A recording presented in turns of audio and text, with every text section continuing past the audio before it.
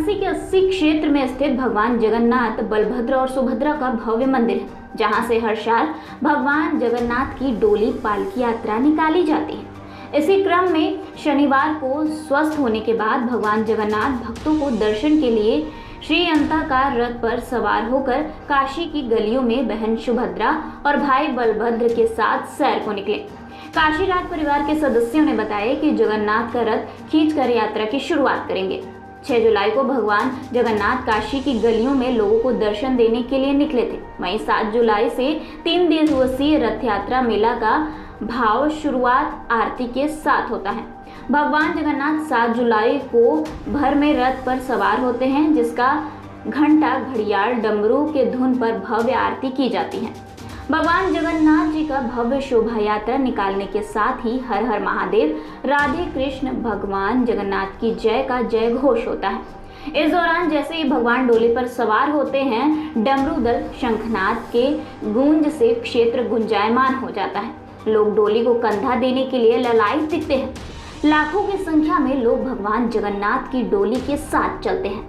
रास्ते पर भगवान जगन्नाथ पर पुष्प वर्षा और अक्षत महिलाओं द्वारा छिड़का जाता है, जहां से भी भगवान जगन्नाथ की डोली निकलती है।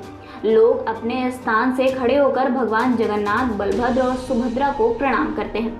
डोली यात्रा निकालने के साथ ही पूरा काशी भगवान जगन्नाथ की भक्ति में लीन दिखाई देता है।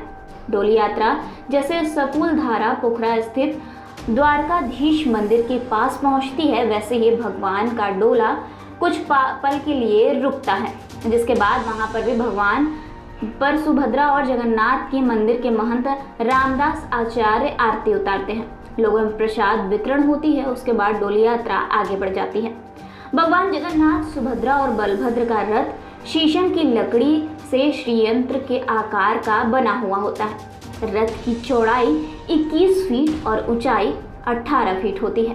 प्रथम तल पर चारों तरफ पहियों के ऊपर 14 खंबे और द्वितीय तल पर अष्टकोणीय गर्भगृह में 6 खंबे लगे हैं। सामने लाल रंग के 2 आधे खंबे हैं, जो बाहर से 3 तरह से आच्छादित होते हैं। रथ की छतरी अष्टकोणीय कमानीदार है। कुल मिलाकर रथ का स्वरूप काफी भव्य है। रथ के शिखर पर चांदी का ध्वज और चक्र लगाया जाता है। जब भगवान जगन्नाथ रथ पर सवार होते हैं, तब चांदी के डंडे से चांदी का ध्वज लगाया जाता है। इनमें दोनों ओर हनुमान जी विराजमान रहते हैं। त्रिकोणीय ध्वज की ऊंचाई 5 फीट और लंबाई डंडे से नोक तक 3 फीट है।